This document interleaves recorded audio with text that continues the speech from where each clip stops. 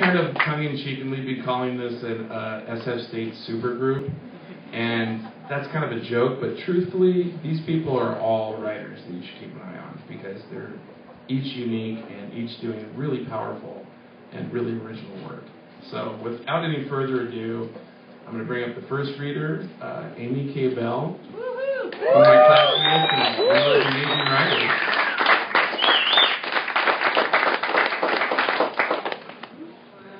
Thank you so much for coming. Thank you, Scott, for inviting me to read. So I'm going to read some shorter pieces, some poems. First is called My Sister on a Green Road. I can see my sister walking down a green road in early spring. The ice is in its first thaw. The trees sway, remembering the breeze. The farmers' fields beside the road are heavy with clotted loam and aching, rotted twigs. Blackbirds flap chilled mist from their wings and swoop. She is walking down that road, the fingers of one hand flared in the direction of the moss. She is lumbering. Her one foot turns inward with each step. Her head is foremost, propelled by an unwomanly hunch. Loose strands of hair caress her cheek and slap the collar of her jacket. I can see her on this road, how others might see her. Her fairness encouraged by the fair wind, the heat of her and the cool of all forming their ruddy rouge, the unwanted sign. She holds back a tide with that brave hunch. Her dark eyes are stones, old and everywhere, unbefitting the sweet face. I see her walking down a green road, crouched from where I am inside her pocket. Her fist is here beside me. Her thumb is chewed and cracked. This is beauty's surprise. I study the pulse at her wrist, even, and test the clench of her fingers, odd. The green road is a pile behind us, past the lining of her pocket, past the sockets of my eyes.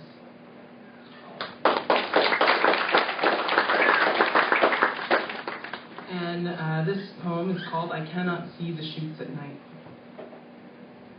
I cannot see the shoots at night, but feel only the dead light of stars. Myriad voices glisten off the weight of true stones.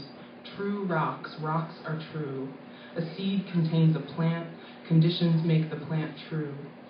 The pale light that remains in the night sky, whether from endless cities or my neighbor's TV, stays on, stays true, creates the conditions, and shits on stars. The evening grows darker, the starlight, dead or alive, speaks. I can now go silent or bring my awe back to you, with a mouth of right triangles, one violin, one solo, one cricket leg among the stones.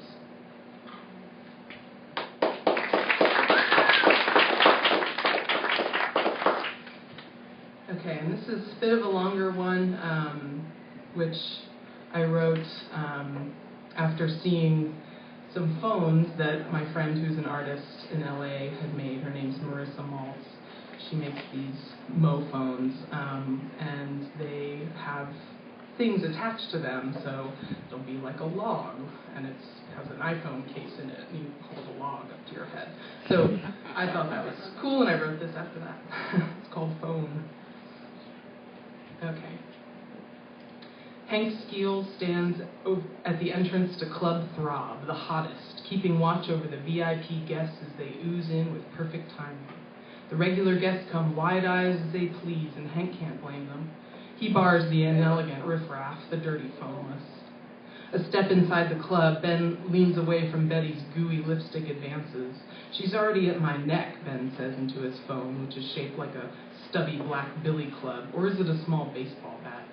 Betty's phone is in her clutch purse, a pair of lips wrapped in pink satin buzzing. Enter Judy and Jim, strolling, his arm at her back. She swats it away with a glance. I'm on the phone, sweetie, she says, and he removes it. Jim can't take his eyes off his wife's shape in her gown, the way her slender fingers grip the roundness of her armadillo, commanding an underling to get it out by tomorrow latest. He left his fork phone at home, charging. The young actress waitress and the daughter of the club owner's brother, Shayna, holds a tray of champagne glasses and circles the room, smiling with perfect teeth in the roaming laser lights, wishing she could get back into her locker in the employee lounge to peek at her phone, a disco ball. In the alley behind Club Throb, 2 men and 2 women are deep in discussion about the sociological influence of ubiquitous cellular phones, a conversation that started when graphic designer Tim mocked Neo-Luddite Bill's older model, which Bill only owned for safety reasons, he said. The 2 friends had almost come to blows with their difference of opinions when the woman Aisha quietly suggests that they smash their phones right here and now as an act of self-liberation.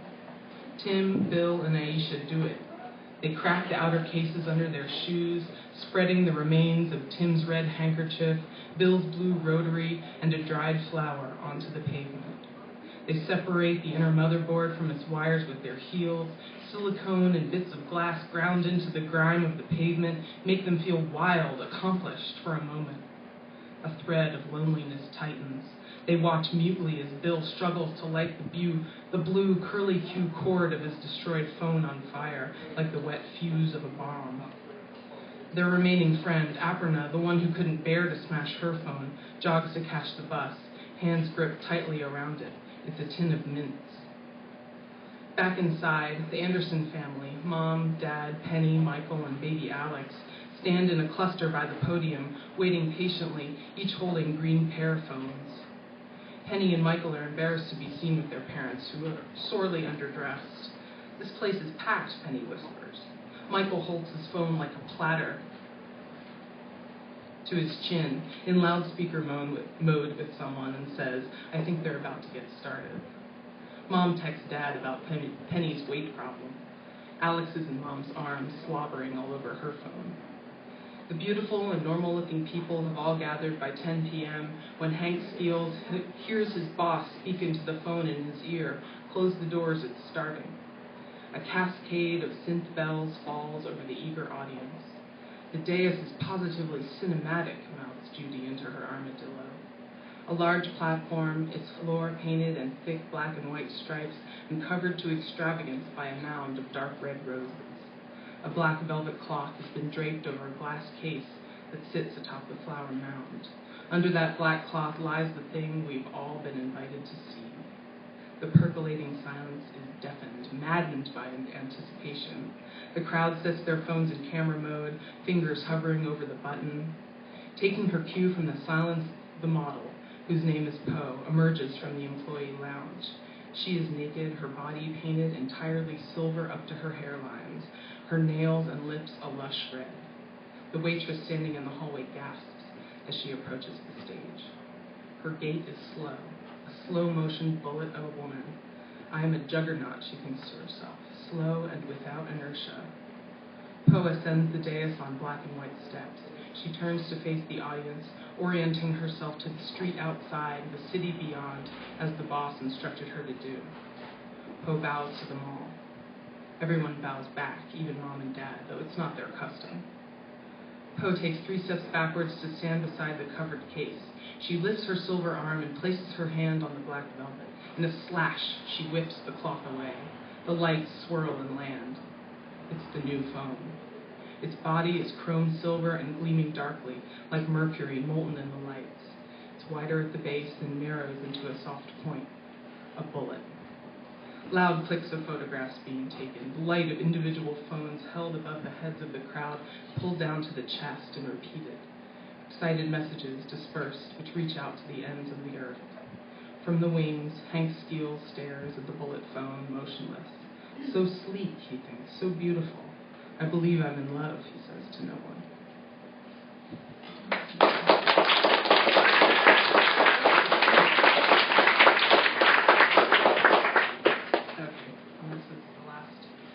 Poem, which I wrote after running around the lake. I go for a run. The run has rules. I tell myself, don't look at people, don't listen to them, don't look at looks, don't watch the birds. I look at a man and look away. Scolding myself, I hear him say, "Now you break my heart when you leave." No, never mind that. I couldn't. You won't. With that, I touch my last person, incites a flash, roses being burned alive. What do I see but all that I give, that I supply the face of things? Guilt on animals, indignation on skin, collapse on faith, absence on silence. I permit shame. Words that burn, I set them aflame. Unlike children who speak in proof of fire, and unlike fire who does not speak but ignites. An old woman catches my eye a pelican, her face the surface of a nameless pregnant sea, mother of all things. I shape these crones of great interest and supreme presence. Another one, a man made homeless, homeless by construction, all that he wears and says and is, begging to be reinstated. I see no one hushing cruel voices. I see no one forcing the quivering flame to catch. Pale skin of roses meet blunders of a world at night. Thank you very much.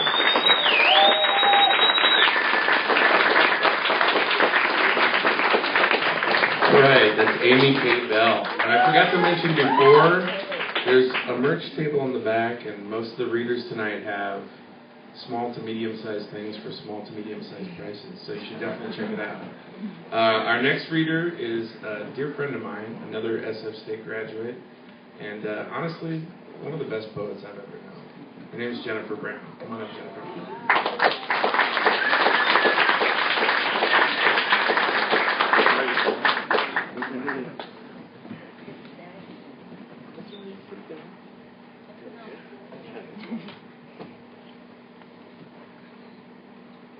Very sweet, thank you. It's been a long time since I've had to put money in the meter to be in the bar, but I'm really glad to be here. And thank you so much, Scott, and thank you to the Stork. Loud enough? Yeah. Okay, awesome. Whew. These things were coming to the house. These things were coming to the house, coming in our room. That's what they do when you're young. The disposition of the world visits you. The spirit of your time visits you. And mesmerized, the kids were playing in the pool, in the dry, killing heat. Their yells. I was sitting in the cool. I was thinking about something. I was trying. They built a freeway. The women went to Mexico sometimes in the spring. They were talking about our fathers while making us lunch. It was simple, and they tried to raise us. And the night, you can't imagine how it fell with a great love for us all, a great show of love. The earth would sleep, but not me, and everyone was on a diet then, and the kids ran from house to house in their swimsuits. And when the tenderness of the night came, which is the peace of the world for us all, the house shook with a thunderous clap when we closed the front door. I was thinking of something.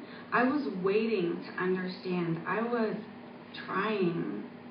And now, you can see the old red brick building off the 180, looking like a convent, a place to stay, looking like all the buildings of the town. You can see how we lived. You can see where we lived.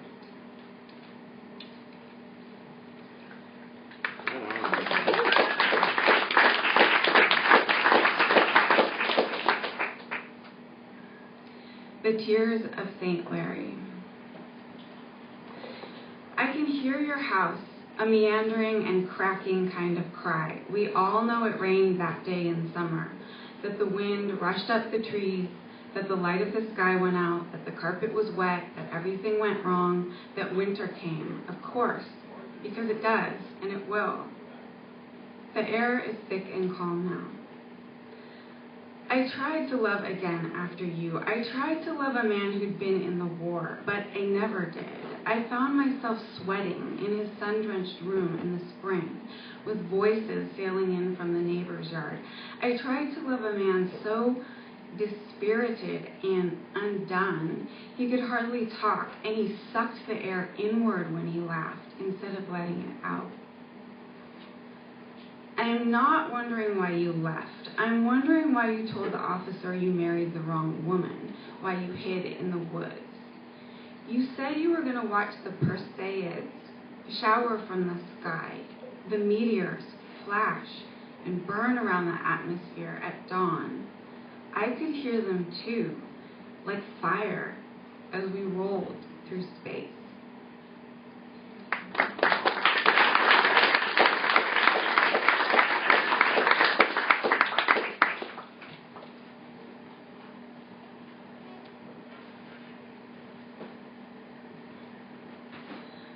Like Osiris.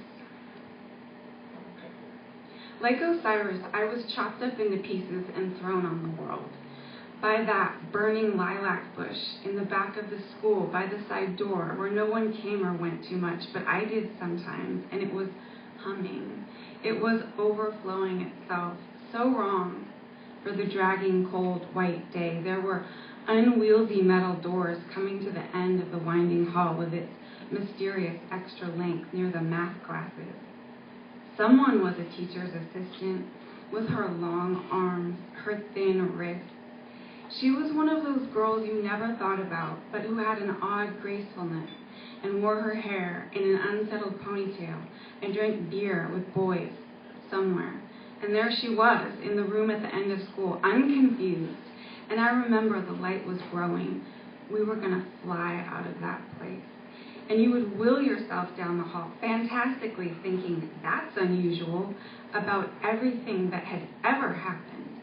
And then throw yourself at the door, practically saying inwardly in your heart that you had a right to every unrecognizable thing you came here with.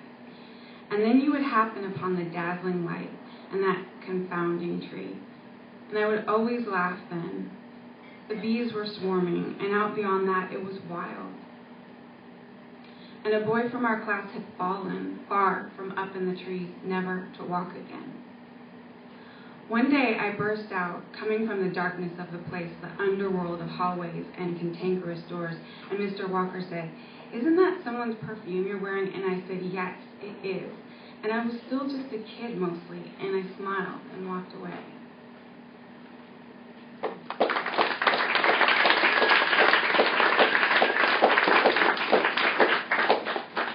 And this is the last piece. A geologos.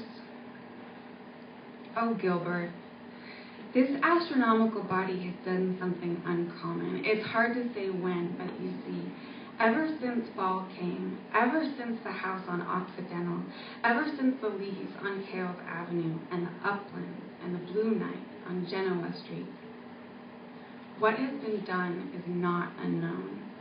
And the orange keeps happening, and the gold keeps happening, and the haze, the glimmer. We were not children. We were not new. We were just starting. The hum of the streetcar was just unrolling for us. And they say the world is made real by our seeing, and they say that is precisely what it means. And the world pulled and pulled and pulled, and the world ached and pulled so hard it hurt. The dry hills were rattling, and the colors of the sun leaked out at dusk, and we shook our bodies. And we rode back in the cover of night, and the sky was pulling hard, saying what it meant. Thank you, guys.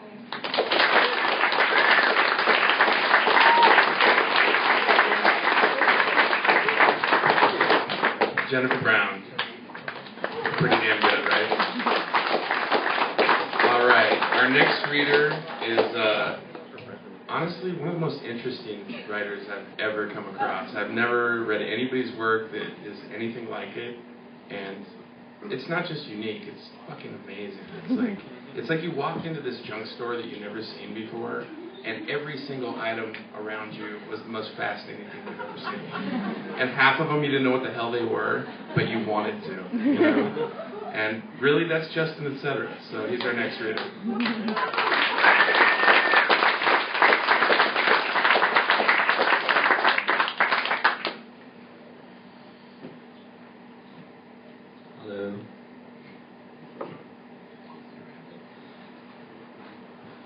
I'll be reading from Come On In, Take Off Your Skin, and Rattle Around in Your Bones. And these are excerpts from my thesis, which was entitled Self-Portrait of the Poet Suicided by the MFA Degree. True story.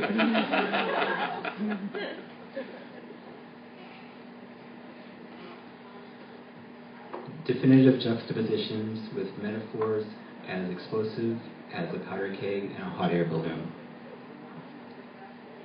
Emblematic of the contemporary moment of my evening, the ghost of 99 loose balloons inquiring about the absinthe on my nightstand. Sometimes I dream in the curtsy of a European newspaper between the lungs of a cigarette as I dismember slumberland. with unshelled books or a new compilation of misguided concepts. Still, in other intimate moments, aperitifs strewn in more lush and impenetrable thoughts, in particular, the berserk iconography, probably text karaoke in Weimar, Berlin, with Errol Flynn psychologically weathering a broken projector, recycling angles like a rhombus on quaaludes. If the metaphor had a sound, it would sound like this, I suppose, swashbuckling through Wikipedia's entry in cognitive dissonance, as I could never imagine the quieter moments, benignly brutal, if need be, as we bemoan.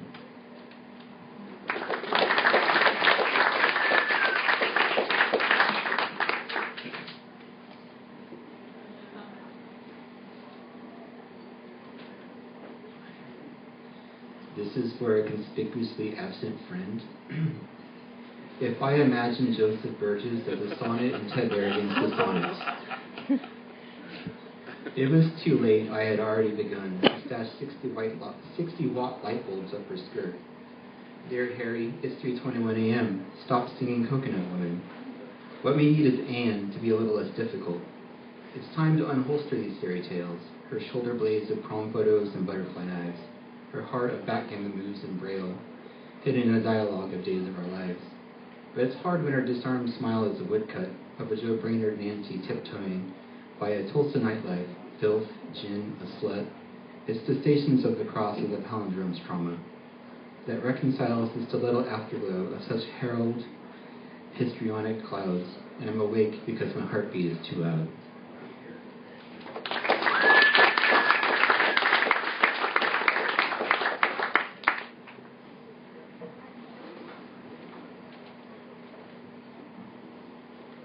Nervous.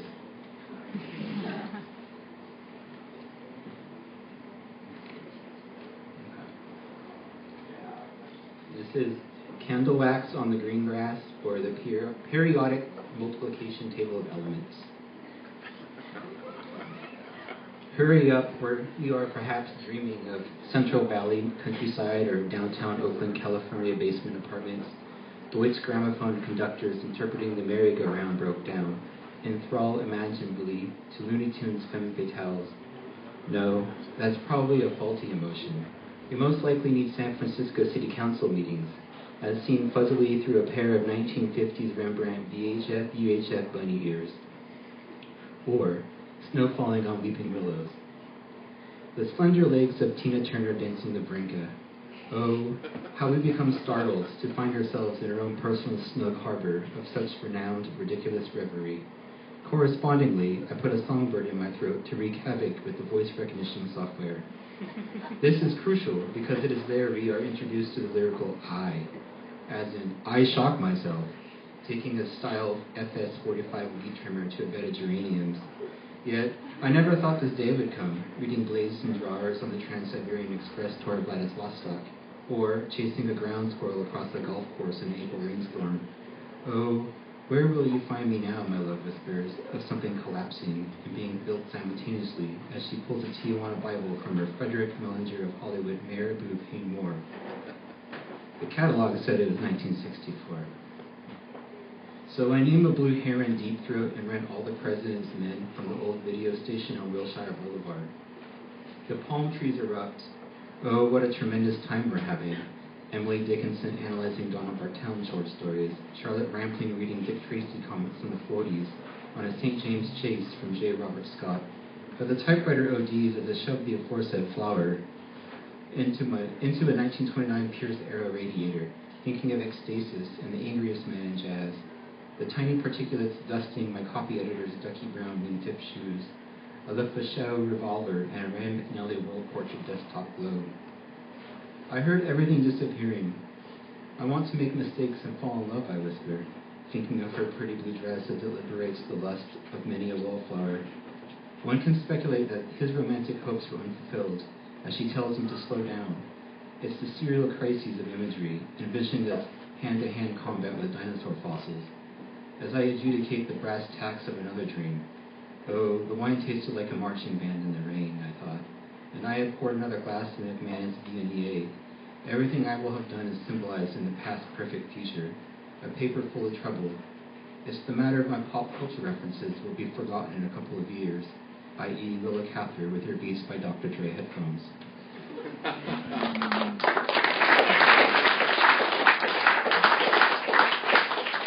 And one more. Do you want one that ends with love or a snuff film?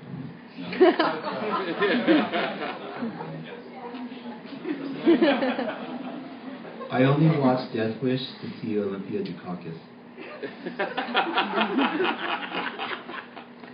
The casual illusion of classic mythologies, i.e. ruralism in the exiguously wooded highlands, or negotiating with Sheridan a vicious kiss under a lambently September streetlight. These post-mortem examinations of an aesthetic that didn't bode well the first time. The pathos and hope. Every so often, Farrah Fawcett reminds me of summertime. A small songbird alighted on a white ceramic Lviv insulator. Yet that is unnecessarily nostalgic. When I mentioned how distressed I felt, she smiled. She then took her copy of Maldoror and proceeded to give me paper cuts on my chest, lovingly over my heart. I'm familiar with this, generally. I'm familiar with her fists, her tongue, July 4th, 1976, provocative, beautifully sad, precise. It is, in a prolific sense, the discovery of a genuine personal happiness in a problematic, fragmented poem. Trombone with rhombus, a summer solstice signifier, bashful, elegant terror. I was left with inferential instinct. Ich lieb dich, ich tot dich. I appreciate she didn't love me enough. Accordingly, injure me with a Prentice Hall textbook, marauding around in a First Communion dress. The ink-black nightmare slashed beneath my eyes is the roar of a Sunday morning. I listened to blood thud in the alpine air. I listened to blood splendid upon the municipal smog. No one had ever taken the time to explain that everything has its place, but that is its accountable atrocity. There is compassion, she insisted. A Rath-Pashley roadster bicycle on a Sunday afternoon, albeit landscape with balloon ensnared and telephone line. Tippy Hedren shrieking, white, white, white! No, this didn't specifically happen. I closed my eyes and came into immediate contact with her Walker T. Dickerson Mary Poppins shoes as I curb-stomped me against my idealized love object. However, that isn't exactly accurate. Rickety roads and her shoulders like an upended Hirschhoff Gardner rowboat. She suggests I am not appositely apologetic. The lust I felt when she shook my hand and pressed it against the turbulence of her throat, the way her lips curled when she said, "Fuck you, I love you," or the way on her summer romance countryside walk she'd sing, "I woke up dreaming you." The knocking of my blood like a couple dashes of grenadine in a cocktail, the first time I saw her, the way I wanted her to go to bed with me, childishly, ooh, pretty, her palm majestic in an upward whisper as it disassociates my nasal cavity. My blood burns, but I can't be bitter. Bosendorfer imperial grand violence as she interprets suicide as painless. It is almost perfect, equivocal, and open to innumerable interruptions. Save my grace from exile. Here, finding complacence in pursuit of solace, it's a simple discourtesy of a sincere consideration. She accuses me of being a collaborationist. She hisses, "I suspect that deep inside your heart, you harbor thoroughly different thoughts and emotions." A poem that has ceased to concern itself with the mapping of the familiar. Drum up comfort, little drummer boy. 8.5 eroticism with Raggedy Ann, Else, milquetoast mannequin breasts. Diana Dors' glamorous sex parties. The original half-inch analog discrete mono DME track of which brings to light the softcore snuff film of American Splendor. Thank you.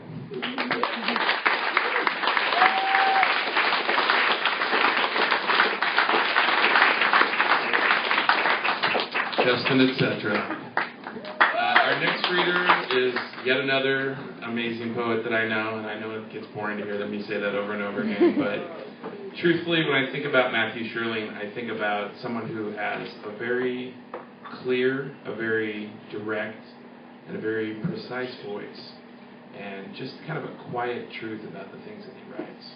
I'm always surprised by what he gives me to read, or the amazing little constructions that his friends have created out of his work. So, Matthew Sherling, please come on up.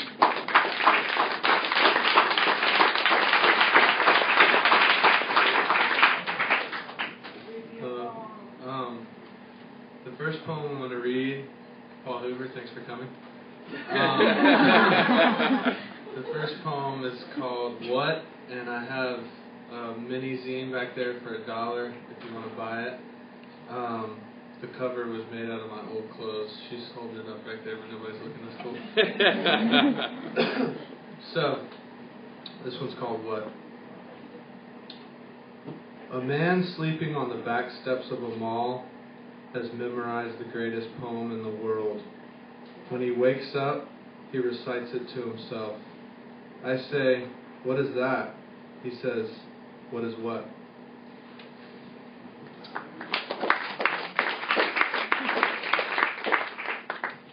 This one is a newer one. I've never read it out.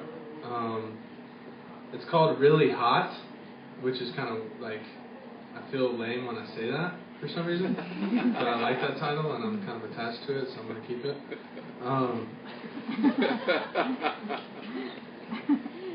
You told me you hated when people ask about your favorite bands after I asked about your favorite bands. Then you turned up the volume in your car to a classical song I'd never heard and was too embarrassed to ask you about.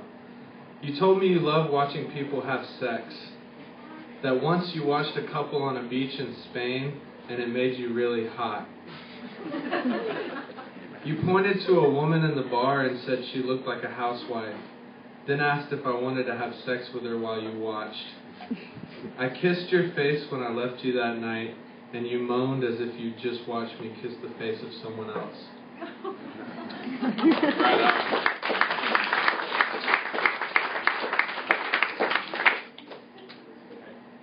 This one's called, What If We Experience Anticipation Without Anticipating It?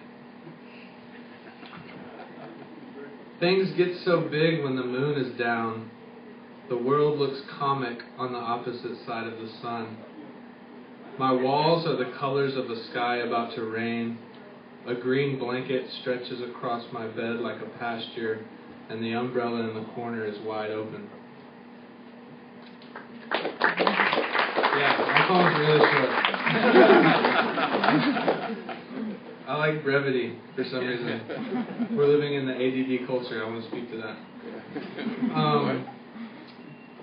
So, besides books of poems, for some reason I'm obsessed with biographies. So I just read biographies constantly. And sometimes it bothers me when poets make a lot of references to other poets. But since I read a lot of biographies, like, those names kind of creep into my poems. So this is a poem that kind of embraces that. It's called I Read Too Many Biographies. I imagine William Carlos Williams pushing his red wheelbarrow down a steep hill with me in it. Or Rainer Maria Rilke as a child holding his breath underwater, ranting to me in cryptic German. I imagine myself present the day Henry David Thoreau burned 300 acres of Walden Woods on accident. Allen Ginsberg slow dancing with the voice of William Blake. I'm the bullet Bill Burroughs places accidentally through his wife's head, or Basho's frog belly flopping into a glass pond.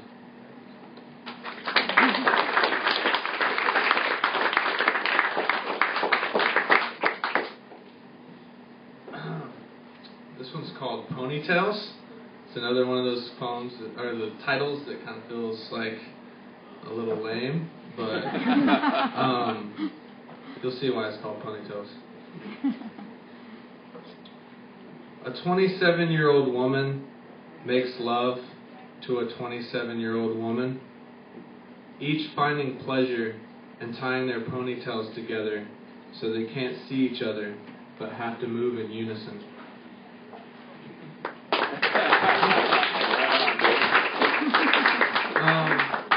A lot of these are really new, and so I'm not sure if they're like good or not.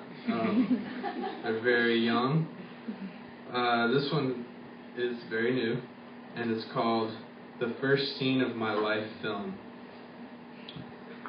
Is me drinking beer in a movie theater that's playing the story of my life on the ceiling above 10,000 empty seats as I answer my phone and recognize my mother calling out in a hoarse voice.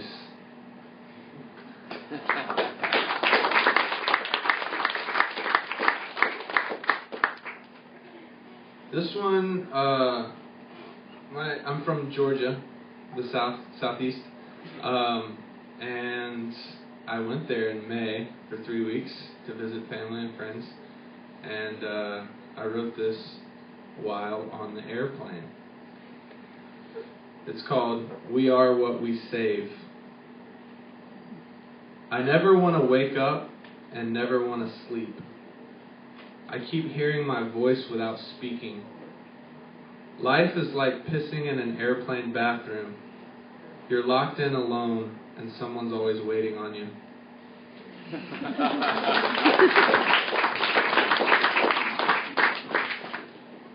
So this is the second to last one.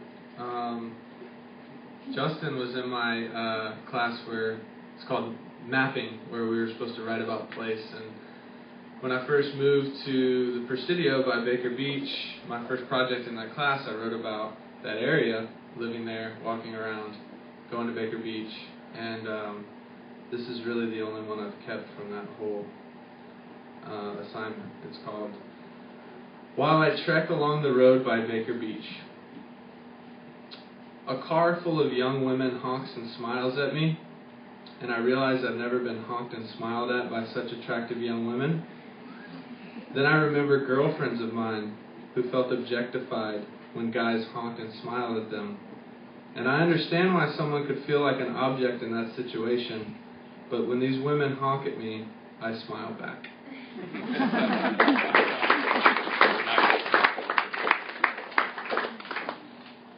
And this one is the last one. It's very short. It's called "There is No Such Thing as Nonfiction."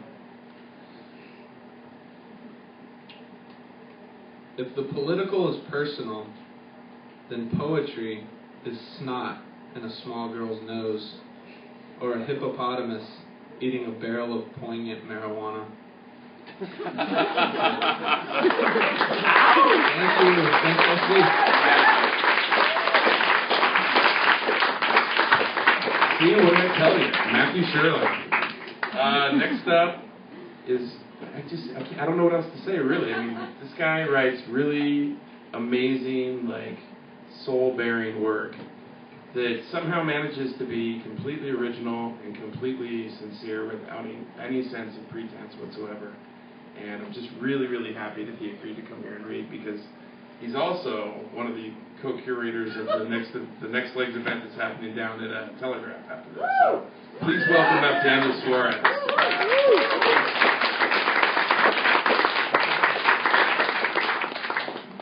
I'm just going to read like Lemmy from All right.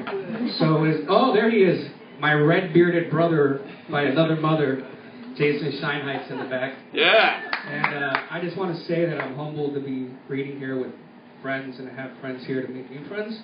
It's kind of weird. I used to spend a lot of time in my 20s at punk rock clubs alone. You wouldn't know me back then, seeing me now. You'd be like, who the fuck is that? So it's kind of, and I used to go alone all the time, so it's nice to be at a bar that hosts punk rock shows to be here with friends. But the first poem I'm going to read, I have it memorized. It's like the only poem I have memorized, and I wrote it about a week ago. And it's for Jason Scheinheit. And it goes, blue ox, blue ox, blue ox, blue ox, blue ox, blue ox, blue ox, blue ox.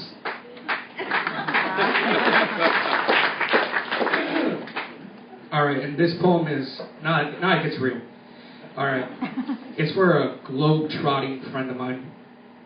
You said I get drunk all over the world and meant to, for Gaia Patience Venus. Often, you can hear her speak of Australia, and if you listen closely, the tone in her voice shifts to that of a child speaking of dreams they know will come true. It is the lilt of innocence and wonder, the want of packing, not to escape, but to feel comfort in something seen and felt once, but not forgotten. It is the mind's imagination recalling locales visited, and the images it can reel to persuade someone that that is where they need to be complete. And in your head, your bags are packed. I have packed many bags that have stayed by doors never to see the foreign lands I dreamed of in bed as a child. And I envy you at times when speaking of countries your eyes have met. One day, I will give you a St. Christopher medallion to keep in your pocket, and hope that the patron saint of travelers will guide you through the many lands you travel, especially when walking through the cities of his patronage.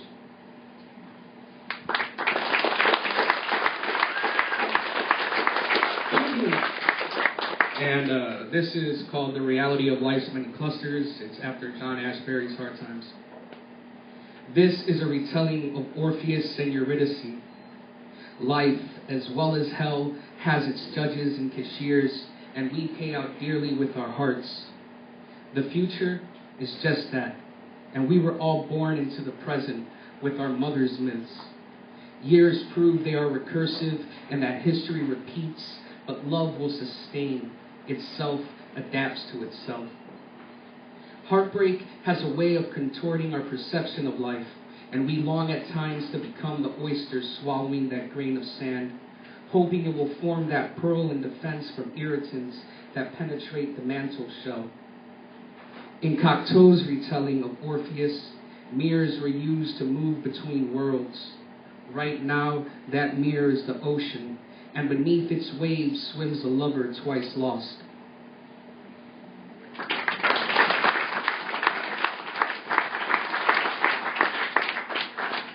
And this one has to do with having an affinity for water, and it's about your Yoruban goddess Yemaya, who in Catholicism is Nuestra Señora de las Reglas, Our Lady of the Rules.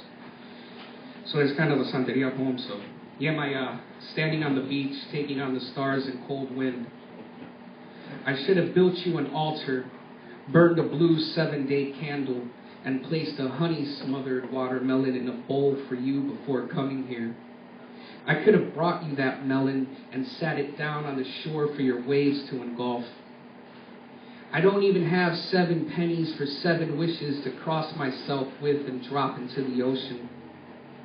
Mother of 7 seas, I extend my arms out to you, hands palm side up, eyes closed, imagining blue flowers, their petals trickling from between my fingers, falling and floating on your body of water, hoping that this gesture will please you.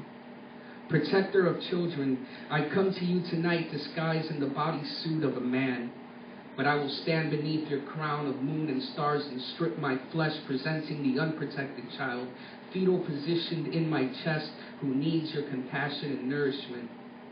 And if it wasn't for the santera that warned me long ago to not go night swimming, I would throw myself into your liquid arms and swim with you, La Sirena and the Pisces fish, the mother of children and the man-child, with salted tears mixing into your salted waters, salt seeking salt to heal old wounds.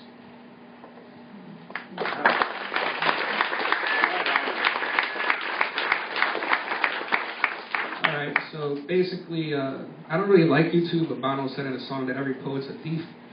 So, yeah, and I basically did that with this poem. So first half of the first line was stolen from a friend's poem, and she's here in the audience now, so whatever.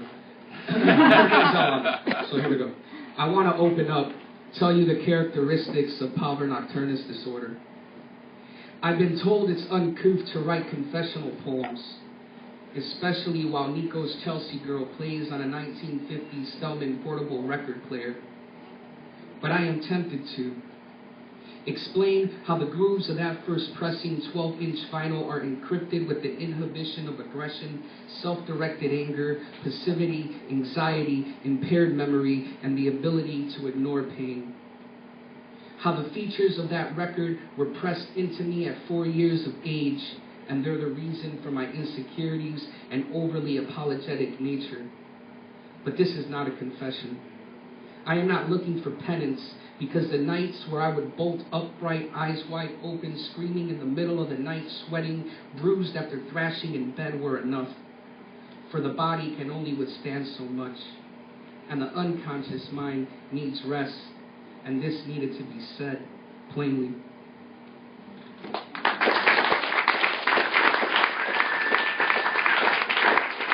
Alright, do I have time for 2 more, or am I running it? 1? We got about 10 minutes left. All right, 1. All right, so this one's in and I'm not going to read it in English. All right. Guajiro. And I'm going to do this very Cuban because that's the way it goes. Guajiro, hoy es tu día de descanso. Deja tu mateche en el campo. Toca tu guitarra y canta un son lleno de corazón. Pon tu alma en cada verso lleno de alma. Cántale a todo, a la muchacha tendiendo ropa, a los muchachos tirando piedras, a tu vecino matando el lechón, a la esposa de tu vecino recogiendo naranjas agrias, a los pájaros chiflando en los árboles, al cielo azul, a las nubes blancas, al sol brillante. Cántale a todo y que todo sea cantado. Thank you.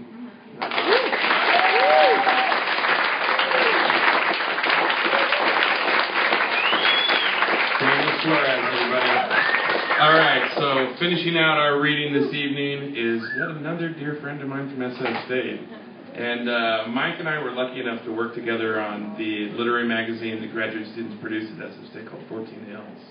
And that's actually where I first encountered his work. And I gotta say, out of all the writers I know, Mike's writing just has a way of just pulling me in. The voice is always so natural, so believable, and just fluid. It's gorgeous. So let's get Mike up here to read.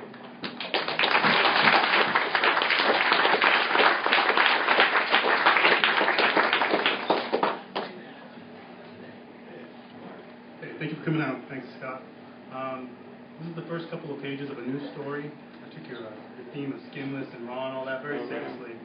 Please seriously. First couple of pages, it's very quick. Okay.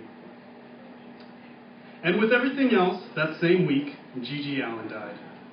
Of course, I don't mean the real G.G. Allen who partied himself to death back in 1993 when I was 11, but our cat, G.G. Allen, who got his name from Javier, who was still living with us at the time, still more punk rocker than radical. Javier saw Gigi, we all did, on numerous occasions, throw up or shit or both, and then roll in it or eat it or both. And Gigi usually did this right in the middle of the living room. There was a lot of cleaning in those first weeks of owning G.G. Allen, and it was a two-person job, usually Javier and me to hold Gigi down in the backyard and spray the filth from his orange and black fur. It had become quickly evident that if we didn't do this, Gigi was content to leave it on himself for the rest of the day. Javier would later say that he thinks it was the sprains that made G.G. Allen violent and mean, and believe me, G.G. Allen was when he wanted to be violent and mean. He had a tendency to scare small children with his hissing and clawing, but he liked to be pet, and he would purr very loudly as long as you didn't touch under his chin. He did not like that. Really, when I say that G.G. Allen was our cat, I mean that he was my cat.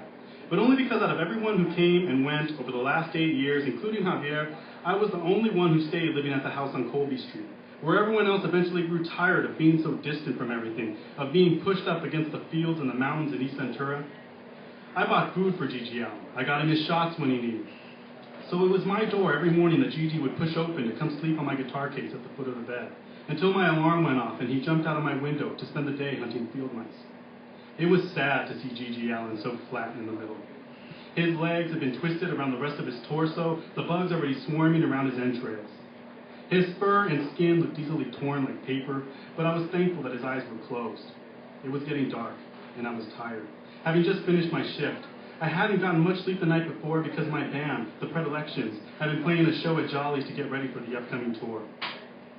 I walked into the house to try and find something, anything, to place G.G. Allen in. I figured I could bury him the next day when everyone was home. We could have a mid-afternoon ceremony in the backyard.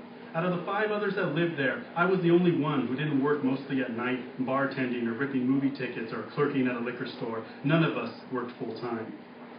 It was dark and quiet inside the house. I searched the utility closet in the kitchen for something, anything. I found a shoebox that seemed entirely too small. G.G. Allen was not a fat cat, but long and bulky, with an enormous head. In the dark, he might have resembled a small pit bull. The only thing I could find was an old pillowcase, left by who knows what past member of the Colby Street house. It was a blue case that had a hole in the bottom corner. I unfolded it, dusted it off, and draped it over my shoulder. As I stepped out of the storeroom, I bumped, literally, into Savannah, a very young, 20-ish, traveler, posse-core punk, whatever, from Corpus Christi, who had crashed on our couch a few months back, and when Waldo, our other traveler, left to go back to school in Gainesville, decided she wanted to stay. Despite being covered with so many tattoos and having so many piercings running up and down her ears, on her lips, through her nose, and on her eyebrows, Savannah seemed miniature, probably not even 5 feet tall, and timid as hell. I caught her as she stumbled, and we both righted ourselves. She brought her bent arms into her body very tightly like she were a bullet. "I'm sorry," I said. "I didn't think anyone else was here."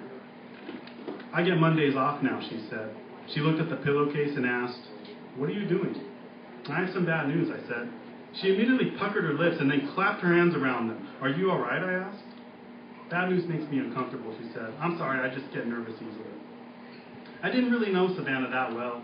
She had only lived in the house for maybe 10, 11 months, during which time my interaction with her was limited to talk of rent checks and utility payments, both of which fell under my responsibility every month. Had I known that she would react so harshly, I probably would have just kept walking. At this point, I wondered if she even cared about Gigi Allen.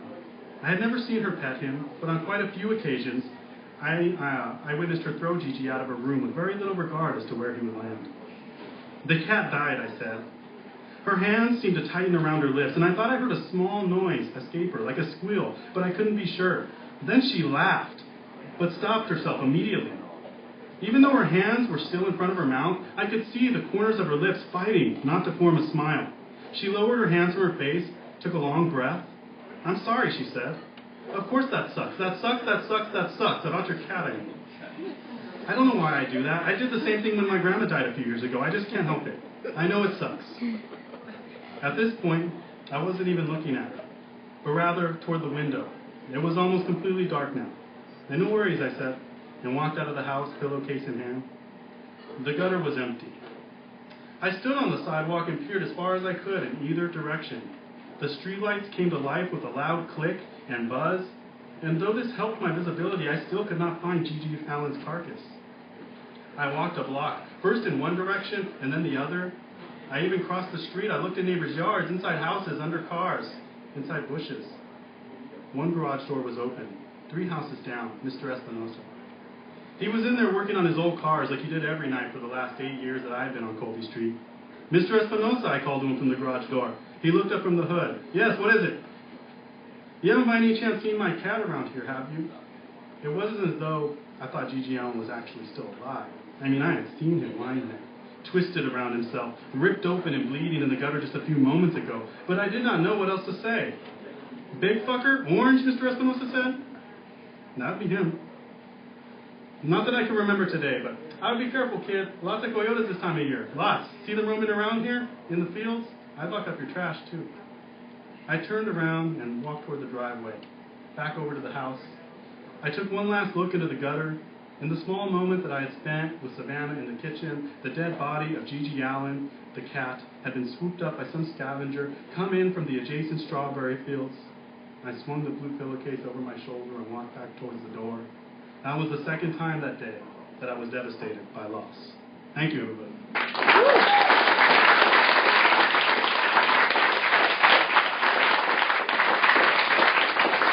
All right, everybody, one more time for everybody who read tonight, please. And thank you all very, very much for coming. And I want to thank the Stork Club for having us. One of my favorite spots here in Oakland, and it seemed perfect for this reading. All right, you got a lot of options coming up. You also have a 30-minute break right now before the next phase, the next leg begins. Go next door. There's an amazing reading happening just 2 doors down at Telegraph. You got a lot of choices, but I, for one, am going to go check that out, okay? It's called The Grinder and Saturday Night Special. Also, don't forget, most of the writers you heard tonight have merchandise on the table back there. It's all very reasonably priced. At the very least, take a minute to check it out if you can. And like I said, thanks a lot for coming to SKINLESS, and thank you very much for coming to Beast Crawl. Right on. Enjoy.